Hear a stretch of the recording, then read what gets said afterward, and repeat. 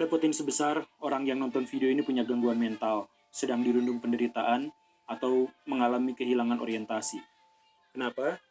Karena seperti yang kita tahu, ilmuwan telah memberi pengetahuan kepada kita bahwa media sosial adalah salah satu masalah paling akut yang merusak kemanusiaan di dunia modern. Ketika kita menemukan orang rebahan sambil nonton medsos berjam-jam, kecanduan dan susah melepaskannya, TikTok dan YouTube membatasi langkahnya, maka mungkin dia adalah orang yang sedang menderita hidupnya, gagal menemukan visi dan tujuan, bahkan mungkin mengalami gangguan mental. Pernyataan ini adalah hasil penelitian selama bertahun-tahun dan telah dipublikasikan di banyak jurnal ilmiah dan buku-buku. Bahkan yang lebih spesifik, kemarin dipublikasikan 70% pengguna TikTok di Indonesia stres karena FYP. Mereka takut ketinggalan berita, mereka takut tidak sempurna, mereka takut tidak bisa berkarya, mereka juga menikmati kolom komentar yang penuh hujatan dan makian. Kadang mereka ikut berpartisipasi dalam hujatan itu, kadang mereka yang menjadi bahan hujatan dan bulian. Artinya, media sosial kini dipenuhi oleh orang-orang yang stres, yang tertekan, bisa saja depresi. Mereka ingin tampil sempurna, ingin tampil keren di media sosial, dan sambil mereka menikmati cercaan dan hinaan, kemudian mengajukan kepada orang lain cercaan dan hinaan pula untuk kepuasan diri mereka sendiri.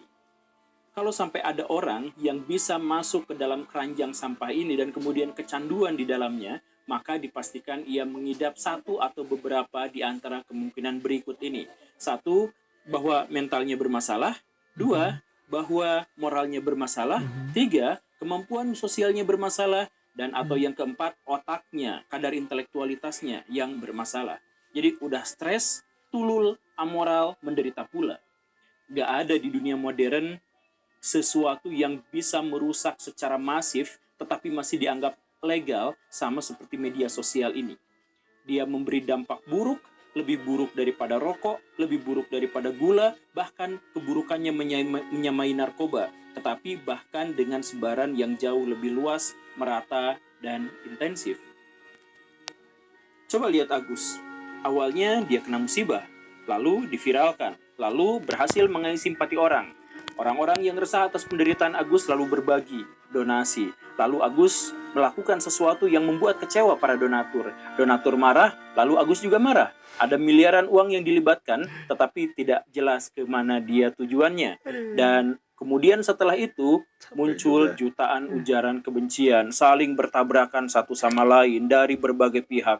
Agus marah, stres, tertekan. Pengacaranya juga tertekan. Lalu netizen juga tertekan, marah-marah, pelang, kolom komentar satu sama lain, menghujat satu sama lain. Tidak selesai-selesai. Jadi dalam hal ini, media sosial itu menjadikan kebencian seperti bola salju. Kebencian pada dasarnya tidak beranak pinak. Kalau sudah kita ajukan kepada orang lain, kemudian orang lain membalasnya, ya sudah, kebencian itu bergerak di lingkungan yang terbatas. Tetapi ketika ada media sosial, dia bisa berakumulasi menjadi semakin lama semakin besar. Awalnya kebencian satu kecil dilontarkan kepada orang lain. Orang kemudian membalas kebencian itu dengan tensi yang lebih besar. Kemudian itu dibalas lagi menjadi semakin lama semakin besar, melibatkan lebih banyak orang. Jadi orang yang tidak kenal satu sama lain, orang yang tidak berpihak satu sama lain, bahkan orang yang awalnya saling menyukai dan mengidolakan, sekarang bisa saja saling menghujat dan saling membenci. Karena hal-hal yang sebenarnya tidak jelas, hal-hal yang sebenarnya hanya ada di dunia maya. Itulah yang terjadi di media sosial. Kebencian di sana ada, kemudian penistaan juga ada, berkubang dalam iri dengki juga ada. Tidak sampai di sana. Ada juga orang-orang flexing yang memamerkan kekayaannya, menunjukkan prestasinya. Dia bangga dan senang ketika dia dilihat orang. Dia bangga dan senang ketika prestasinya diakui oleh orang lain. Tetapi dia tidak paham dan tidak tahu bahwa orang lain ngedrop ngelihat prestasinya. Orang-orang jadi hanya bisa berhayal. Orang-orang hanya bisa menceritakan bahwa dirinya kagum, tetapi tidak bisa melakukan apa-apa. Jadi ada orang yang menunjukkan hobinya ini, ada orang yang menunjukkan prestasinya itu, sedangkan yang lain hanya nonton sambil bertopang dagu dan membayangkan bahwa dirinya bisa saja seperti itu tapi sampai sekarang tidak bisa berbuat apa-apa. Dia hanya bisa mengagumi konten kreator pujaannya tanpa bisa menyelesaikan masalah-masalahnya dan tanpa bisa mencapai kesuksesan yang sama. dia menghasilkan iri dengki, dia tersiksa, dia menyalahkan dirinya sendiri atas ketidakmampuan untuk berkarya, dan itu semua gara-gara media sosial memberikan akses atas iri dengki itu. Makanya pada akhirnya banyak sekali konten-konten kreator yang besar, yang kuat, yang dipuja-puji begini dan begitu, pada akhirnya dijatuhkan dengan cara yang menyakitkan. Karena apa? Karena dia sudah mengakumulasi iri dengki yang disebarkannya melalui platform media sosial. Lagi-lagi media sosial. Media sosial juga menjadi tempat orang-orang pamer aurat demi mendapatkan cuan, pamer bokong biar dapat pengakuan, pamer ketek biar ditawari tunjangan. Kadang dia dapat, kadang tidak. Hidup itu susah, ditambah media sosial, hidup bahkan jauh lebih susah lagi. Kadang-kadang sudah tidak mendapatkan apa-apa, malah dicampakkan, dibully, dihujat, dijelek-jelekan, seperti sampah.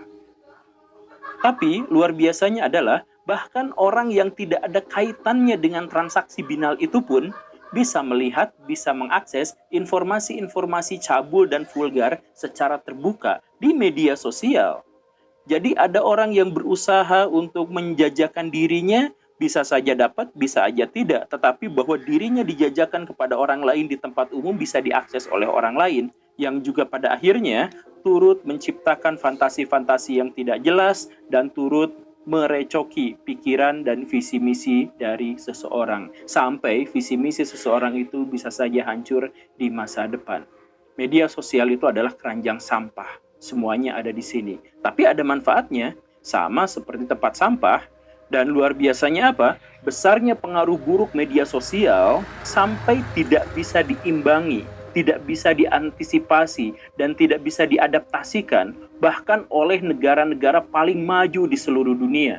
Setelah banyak penelitian bahwa media sosial itu merusak moral, merusak mental, merusak intelektual, merusak kehidupan sosial, tetapi tidak ada sampai sejauh ini ilmuwan yang bisa menentukan bagaimana solusi atas masalah ini. Media sosial itu adalah bagian dari perkembangan zaman, tidak mungkin bisa dihentikan, tetapi bagaimana cara mengantisipasi sisi buruknya?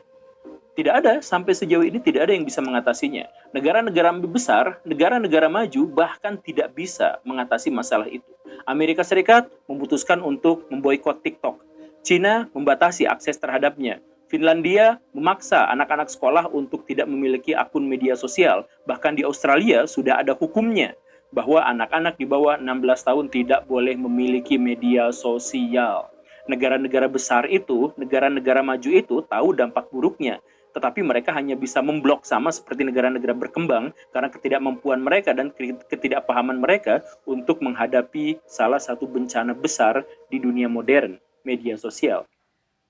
Nah, lalu kalau di negara maju saja monster keranjang sampah ini bisa semengerikan itu, lalu bagaimana dengan negara kita? Alhamdulillah, tidak banyak hal yang bisa dilakukan pemerintah sampai sejauh ini. Jangankan berpikir untuk berhadapan dengan sisi buruk media sosial. Kementerian sibuk mengurusi pinjol dan judol yang gak selesai-selesai. Berhadapan dengan sebuah mafia yang sebenarnya menjadi karyawan di balik-balik pintu dari kementerian sendiri. Ya, begitulah. Ditambah lagi, media sosial di Indonesia saking tidak ramahnya, itu bahkan digunakan oleh kalangan-kalangan agamawan palsu untuk menebar kebencian.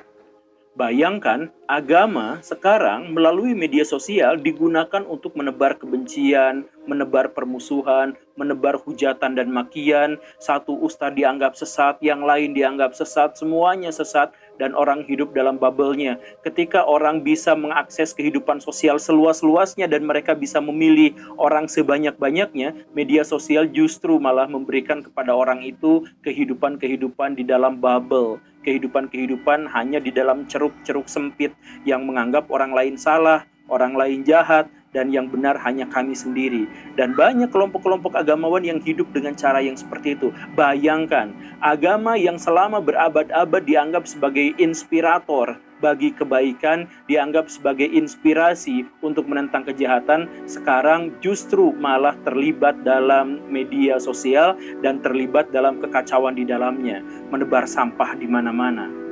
Coba sekarang beraya hitung, seberapa banyak ketikan-ketikan buruk, komentar-komentar jahat, ujaran-ujaran kebencian kita ketikkan setiap hari di media sosial.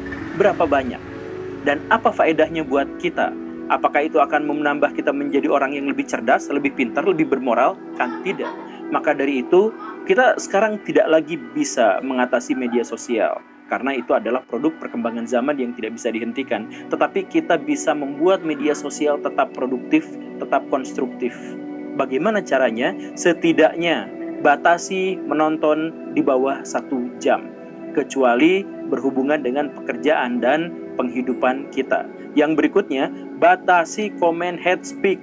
Jangan terlibat di situ, jangan berbagi di situ, jangan baca di situ, apalagi turut serta dalam mengetiknya. Kemudian berdisiplinlah, menjadikan medsos hanya sekedar sarana mengenal dunia, menambah ilmu pengetahuan, menambah kesadaran, dan mencegah kebosanan. Tapi hanya pada bagian itu sajalah, sisanya abaikan. Kemudian, jadikan medsos sebagai penghiburan yang kita butuhkan sewaktu-waktu saja. Jangan pernah nyandu, jangan pernah terlibat secara intensif, dan ajak orang-orang juga untuk bermedsos secara sehat. Itulah saran dari saya, karena sejujurnya ini adalah salah satu bencana yang sampai sekarang belum bisa diatasi, bahkan oleh para ilmuwan paling jenius di dunia sekalipun. Karena apa? Karena ini berhubungan dengan akses ekonomi yang besar. Semua cabang ilmu pengetahuan, semua perkembangan teknologi itu selalu berhubungan dengan cuan, berhubungan dengan sirkulasi uang dan ekonomi. Karena itu, karena media sosial sekarang juga berhubungan dengan uang dan sirkulasi finansial, maka kita tidak mungkin bisa hentikan. Kita hanya mungkin bisa menjadikan itu bermanfaat lebih baik. Dan tolong sampaikan kepada orang-orang, jangan menghakimi orang lain, jangan menilai orang lain sebelum kita sendiri introspeksi atas apa yang pernah kita lakukan sejauh ini. Terima kasih, ayo kita berjuang, ayo kita berprestasi untuk mencapai kehidupan yang bermakna dan bermanfaat.